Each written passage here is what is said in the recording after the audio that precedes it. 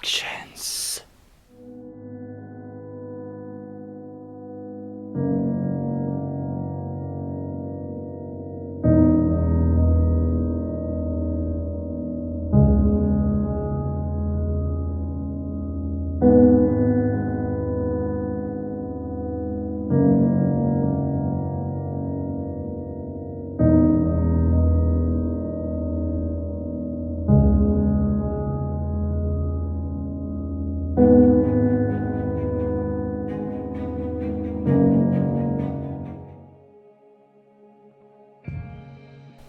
The tale of Mrs. O'Leary's cow, the cow that tipped over that one lamp to ignite an entire city.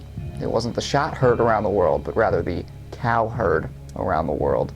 Now, of course, this is a bit of an exaggeration, but it has a meaning that really ultimately defines Chicago's life.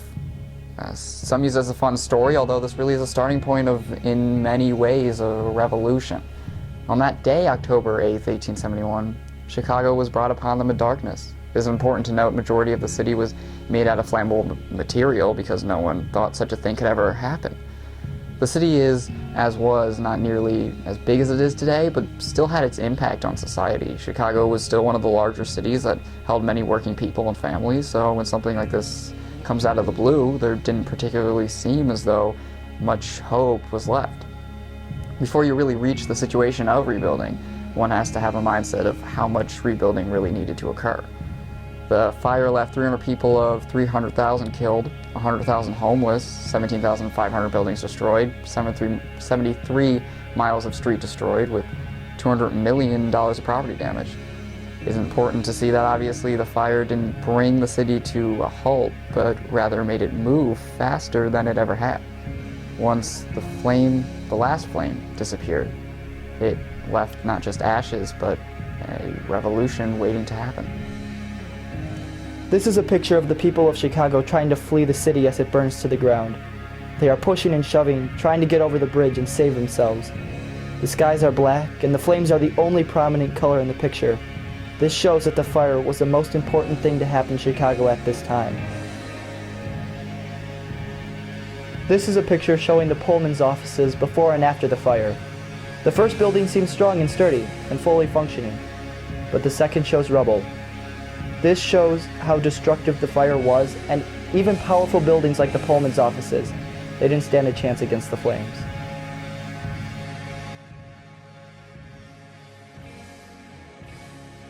After the fire, there were 4 architects that were the main contributors to the rebuilding of Chicago. These architects were William LeBaron Jenney, Louis H. Sullivan, John Welborn Root, and Daniel H. Burnham. William LeBaron Jenney came to Chicago in the late 1860s to become an architect. When the fire hit, he was right there to help with the rebuilding process. Louis H. Sullivan studied architecture at MIT and came to Chicago actually looking for a job from Jenney. John Welborn Root, he was the first guy to come up with the game-changing plan of using steel rails and covering beams with hollow tile to make buildings more fireproof. And lastly, Daniel H. Burnham. He was known for really laying out New Chicago, placing everything where it needed to be. These guys started almost immediately after the fire was over because with a travesty like that, you can't take a day off. They got money to help rebuild the city from donations, and also wealthy people helped raise capital so they could get the city back and running as soon as possible.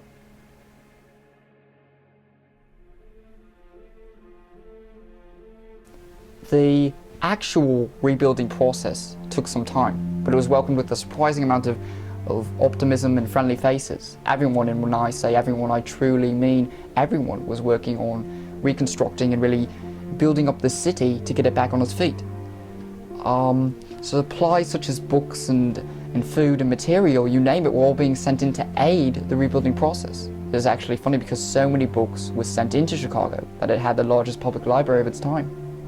This rebuilding came with a bettering economy, as with new business being rebuilt and industry coming in, jobs were now plentiful for the area.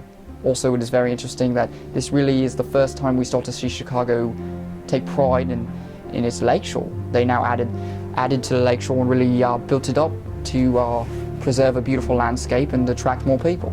Now, of course, with fire, Chicago learned that something like this should probably never happen again. And while, yes, rebuilding is a good thing, it's safe to say that really it only needs to happen once.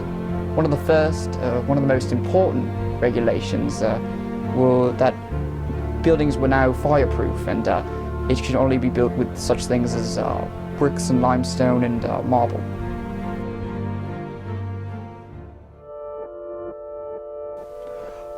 The architects, they decided that they would reconstruct Chicago into a grid system, which means that they would take different sections of the city and specialize them into different elements like tourism and industry. They put the north and the west where most of the city's attractions and homes of the most people would be. And the south and the east is where they decided to connect most of the industries around Chicago.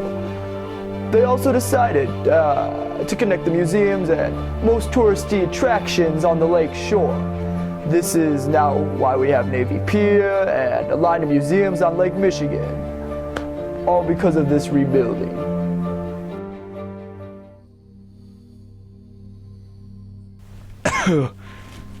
Chicago, ever since the rebuilding process began, because personally I don't feel as though it ever truly ended, it has left its mark on society. The first major aspect of growth and overall recognition of growth was the World Columbian Expedition in 1893. 27.5 million people came and showed up for this event, and this just brought a new look at the city. It held Chicago on a pedestal and said, "This is what we are." And it was like revealing a new Apple product. Everyone was interested in it. Chicago really has always been on the rise since then. A fun fact, if you will, is that Chicago Fire Department Trinity Academy actually rests on O'Leary's property, where the fire is, of course, said to begin. One of the most memorable areas to the city is the Lake Shore. The Lake Shore is still a major part of the progression in tourism. After the fire, it finally was looked at as being a beautiful thing, and this could really bring people to our city. Overall, Chicago has turned into an economic powerhouse, transforming not only itself, but the world and a national economy. It's benefited greatly, so has the rest of the country, and the impact of the fire lingers, but it's lingering a good thing.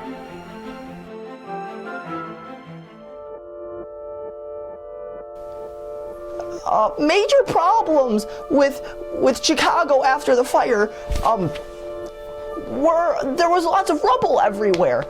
And you can't rebuild when there's rubble everywhere, so a major problem was they had to clear the rubble.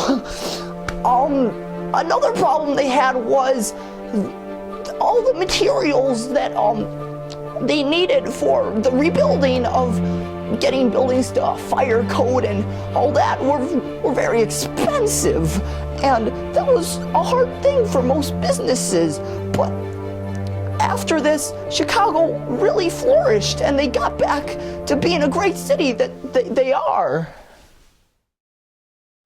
Chicago was changed immensely from the fire, and it's still impacted today because it taught all of us that live in the city, and I think even when you just truly learn about what happened, that you can't really ever give up, and you just got to keep pushing through and persevering. And the rebuilding process, as everyone can see, really worked out and was for the better.